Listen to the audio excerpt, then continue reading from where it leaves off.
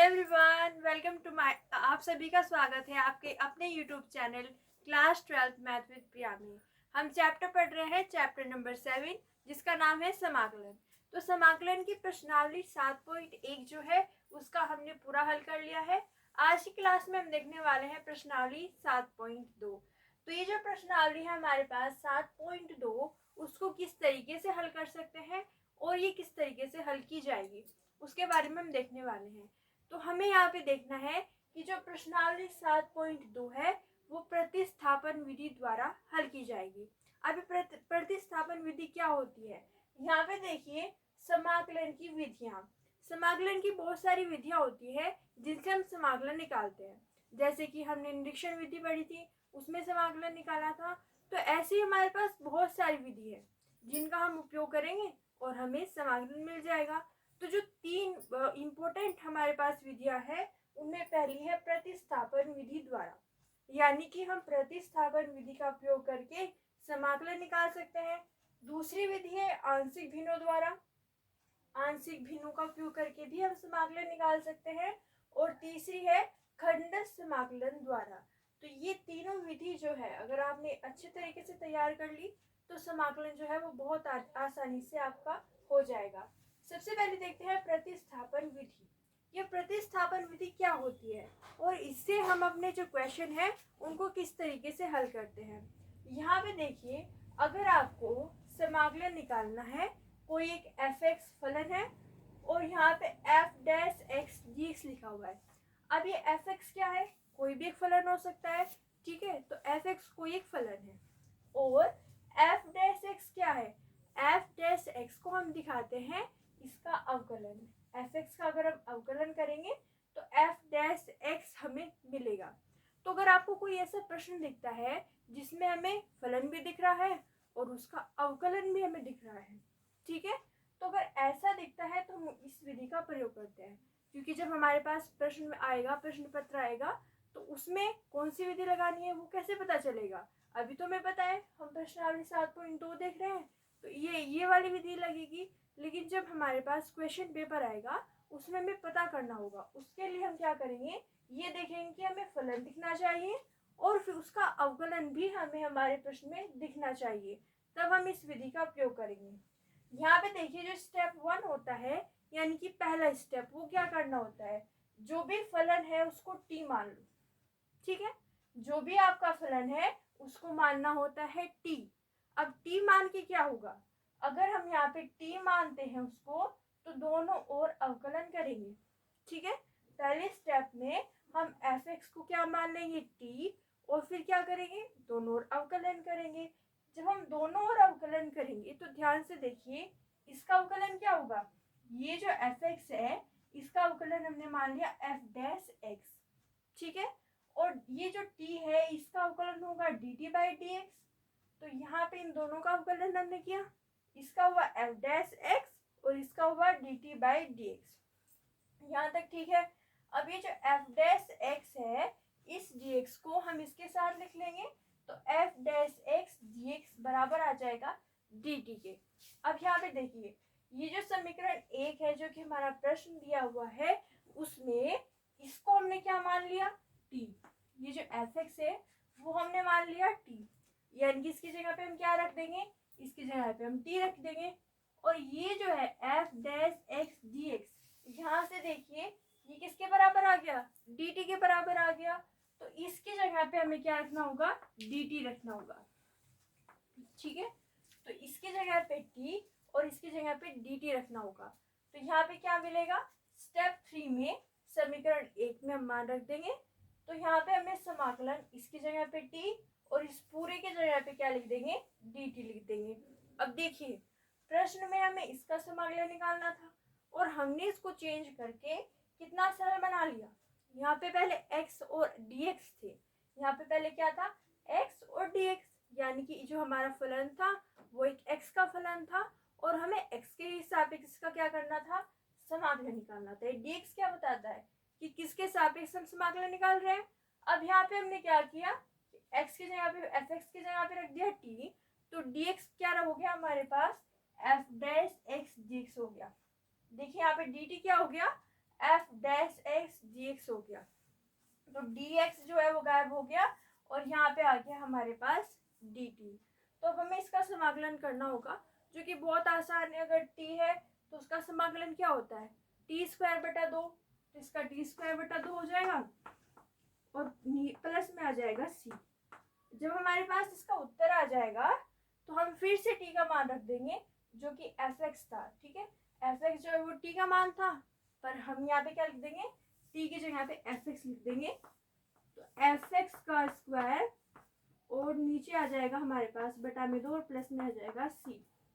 यानी कि जब उत्तर देंगे वो fx के ही टर्म में देंगे। ठीक है, एक बार फिर से देखिए, ये आपको इसलिए बताया जा रहा है क्योंकि जो हमेशा प्रश्न करने होंगे ना, उनमें हमें ये बहुत ज़्यादा हेल्प करेंगे कि हमें स्टेप पता होने चाहिए। अगर स्टेप पता है तो हर फॉर्मूले के लिए यूज़ हो जाएंगे। पहले क्या होता है, fx को t मानो। fx को t मान के क्या होगा, fx को अगर t माना तो यहाँ पे दोनों ओर अवकलन करेंगे। अब अवकलन तो हम कर लेंगे, इसका हो जाएगा f डैश x और यहाँ पे इसका हो जाएगा dt बाय dx। फिर dx को इधर भेज देंगे तो dt की वैल्यू आ जाएगी, इसकी जगह पे t और इसकी जगह पे dt रख देंगे। तो हमें एक बहुत छोटा सा प्यारा सा समाकलन करना होगा और उसका उत्तर लिख के हम फिर से fx को लगा देंगे।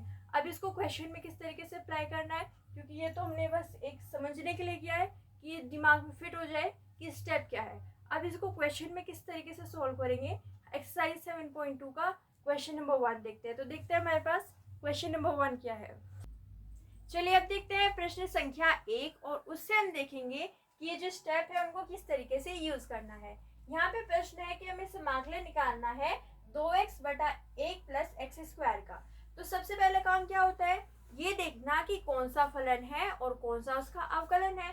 तो यहाँ पे हम देखेंगे कि किसका अवकलन करने पे हमें वो मिल जाए। ठीक है, यहाँ पे देखिए, अगर हम 1 प्लस एक्स स्क्वायर को ले लेंगे t, तो 1 प्लस एक्स स्क्वायर को t लेने पे हमें क्या मिलेगा, उसका अवकलन मिलेगा या नहीं मिलेगा। तो 1 का स्क्वायर क्या हो जाएगा, मतलब यहाँ पे हम अवकलन करेंगे, एक लाइन लिखेंगे, दोनों ओर अवकलन करने पर, अवकलन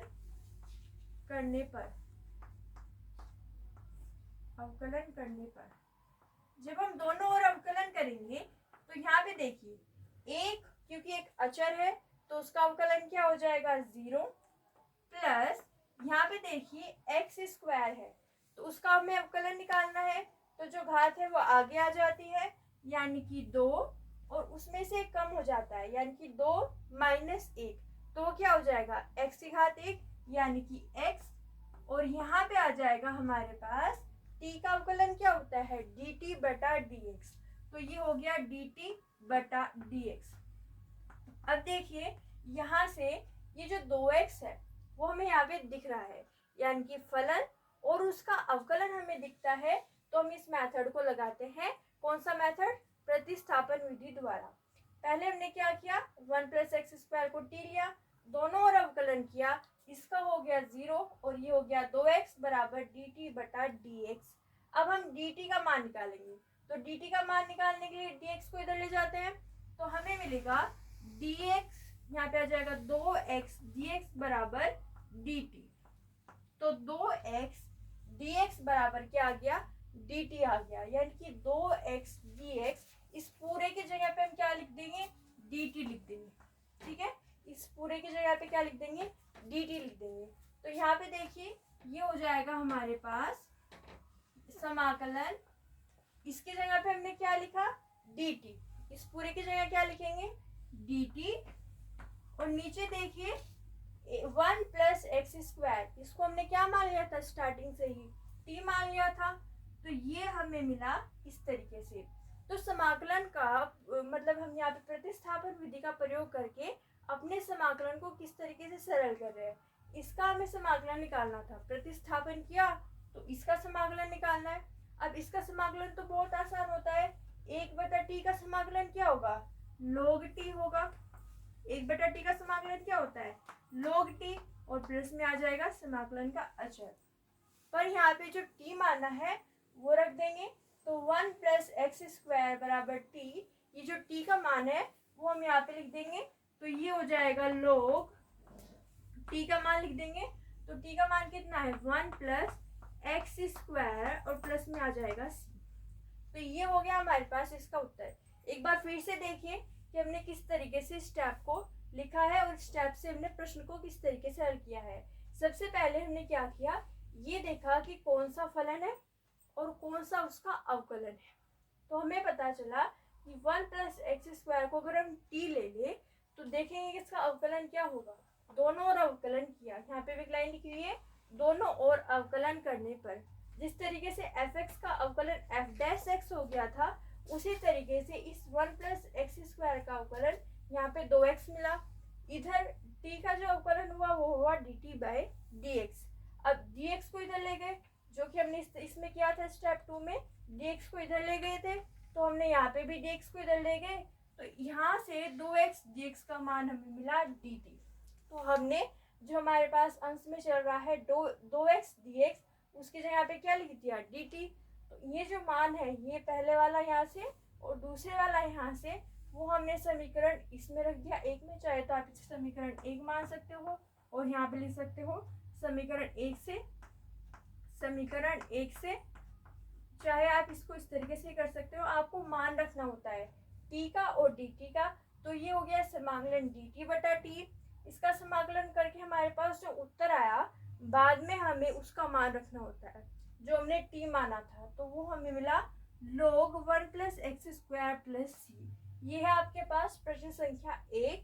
तो हमने देखा कि प्रश्न संख्या 1 को किस तरीके से हल कर सकते हैं।